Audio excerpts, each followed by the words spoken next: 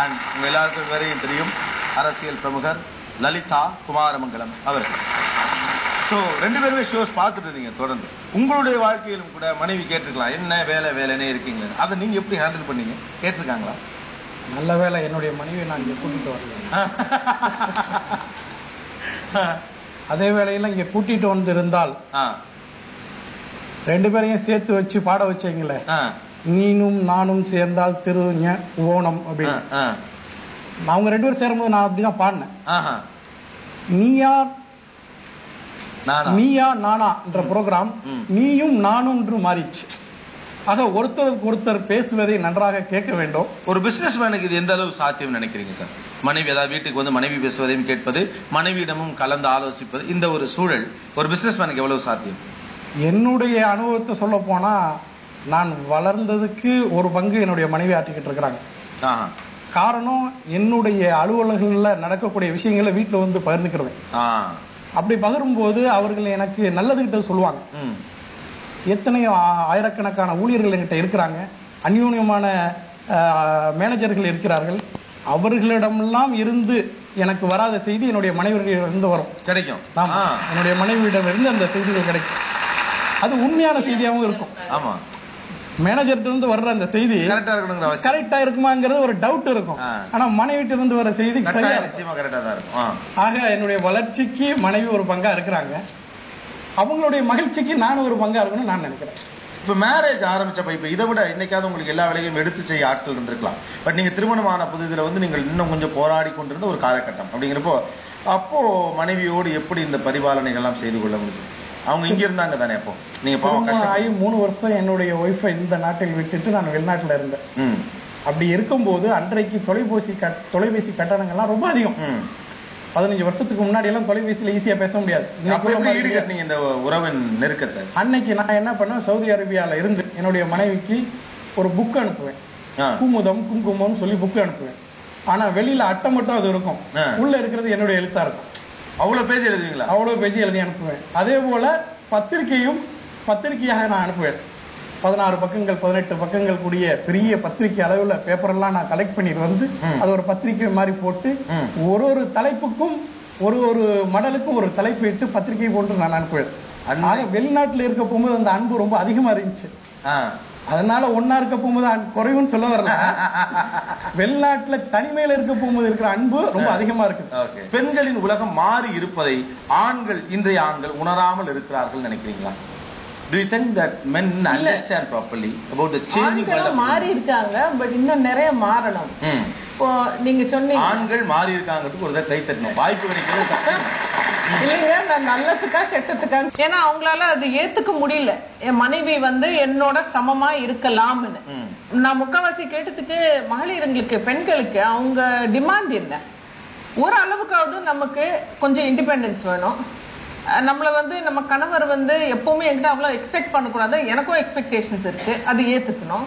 நான் சொல்றத கொஞ்சம் அவர் கேட்கணும். தட் இஸ் ஒரு அளவுக்கு எனக்கு ஈக்குவாலிட்டி வேணும். அந்த ஈக்குவாலிட்டி கொடுக்கறதுக்கு பொதுவா ஆண்கள் இன்னும் அவங்களுக்கு அதை ஏத்துக்க முடியுது. Accept it. கொடுக்க முடியாதுன்னு இல்ல கொடுக்க மாட்டேன்னு கூட சொல்லல, அது இன்னும் அந்த அக்செப்டன்ஸே வரல. அது வந்தாலே most of these problems will be solved. Okay. பெண்கள் வந்து அவங்க பாசமா இல்லைன்னு சொல்லல, பாசத்தை வெளியே காட்ட மாட்டேங்கிறாங்கங்கறாங்க. Okay.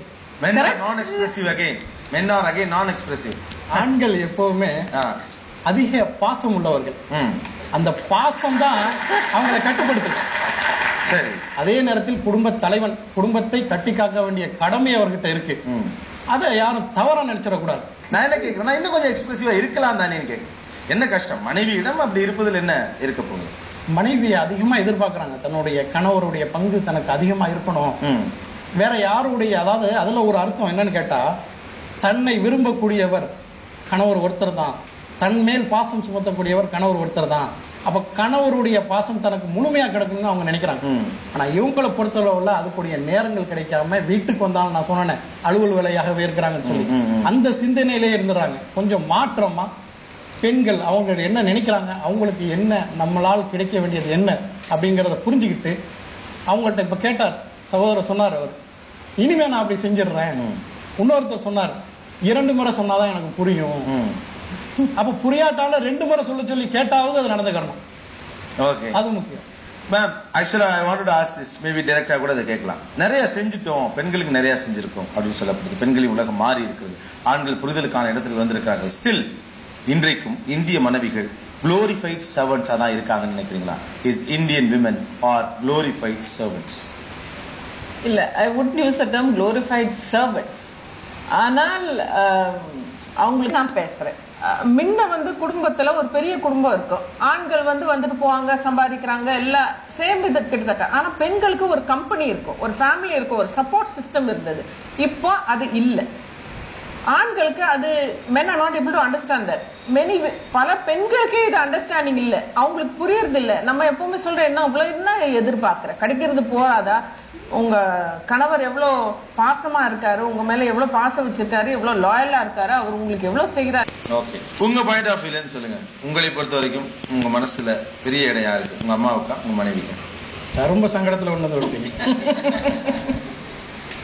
உண்மையா சொல்லுங்க. எல்லாத்துலயும் அது போதும். 2 பேரும் லேடிஸ் தானே மேடம் கேக்குறேன். அதனால மாட்டிக்கிட்டீங்களா? இருவரையும் இரு கண்களாக எடுத்துக்கொள்ளலாமா? ஆக்சுவலா நான் அடிக்கடி சொல்றது ஒன்றுதான், இதுல 50-50 ஒன்று இருக்கு மாதிரி, 51-41-49. You should have been the politician. சரி, சமையல் யார் பெஸ்ட், அம்மாவா மனைவியா? சமையல யார் பெஸ்ட் கேட்டா அம்மா தான். ஏன் கேட்டா இன்னைக்கு வரைக்கும் மஞ்சள் அம்மியில வச்சு அரைச்சு தானே எனக்கு சாப்பாடு பண்ணி கொடுக்குறாங்க. யார் சிறந்தவங்க, அம்மாவா மனைவி? நிர்வாகத்தில் எனக்கு விவரம் தெரிஞ்ச பின்னாடி என்னுடைய மனைவி என்னுடைய நிர்வாகத்தில் அதிக அக்கறை கொண்டதுனால நான் மனைவின்னு தான் சொல்லுவேன். ஓகே, எஸ், ரொம்ப ரொம்ப ரொம்ப வெளிப்படையான ஒரு ஷோ. டிபிக்கல் மிடில் கிளாஸ், நம்முடைய தமிழ் மிடில் கிளாஸுடைய முகங்கள் மட்டுமல்ல, உணர்வுகள் எல்லாமே பிரதிபலிக்கப்பட்டது. உணர்வை வெளிப்படுத்தவும் பாசத்தை வெளிப்படுத்தவும் இருக்கிற ஒரே ஜீவன் ஆண் மட்டும்தான். இன்னமும் நான் எக்ஸ்பிரசிவ் நீங்க சொல்லிட்டு இருக்க முடியாது. சொசைட்டி ஹஸ் சேஞ்ச், காலம் மாறிவிட்டது. அதனாலதான் ரொம்ப வலியோடு ஒரு வார்த்தை சொன்ன ஆள்கள் அதிகமாக நான் டிவியோடு வாழ்கிறேன். அதனாலதான் டிவி மேல அவங்களுக்கு அவ்வளவு பெரிய ஒரு அபிப்பிராயம், அவ்வளவு பெரிய விஷயம். யாரோட பேசுறது, யாராவது பேசுறோம்ல, உங்களுக்கு இந்த வாழ்க்கை அமைகிற போது அது புரியும். அப்ப பெண்களை போலவே நீங்கள் எதிர்பார்க்க ஆரம்பிப்பீர்கள், வீட்டுக்குள்ளேயே இருந்து பார்க்குவேன். அதான் ஒருத்தவங்க சொன்னாங்களா, ஒரு நாள் வீட்டுல இருக்கணும். இப்படி ஒரு நிலையில பெண் வீட்டுக்குள்ளேயே இருக்கிற போது நீங்கள் வருகிறவரும் விருந்தினர் போல் வந்து போனால் அப்புறம் அந்த வார்த்தை வரத்தானே செய்யும். உன்னை கட்டி கொண்டு என்ன சுகத்தை கண்டேன் என்கிற வார்த்தை வரத்தான் செய்யும். அதுவும் அந்த மிடில் கிளாஸை புரிந்து கொண்டால் ஒரு சொசைட்டியை மாறுவதற்கான மிகப்பெரிய வாய்ப்பு இருக்கிறது. நிகழ்ச்சியில் கலந்து கொண்ட அனைவருக்கும் கோபிநாத்தின் நெஞ்சார்ந்த நன்றிகள். மீண்டும் இன்னொரு சந்தர்ப்பத்தில் பேசுவோம். Line light சிராப் Neeya Naana. நன்றி, வணக்கம்.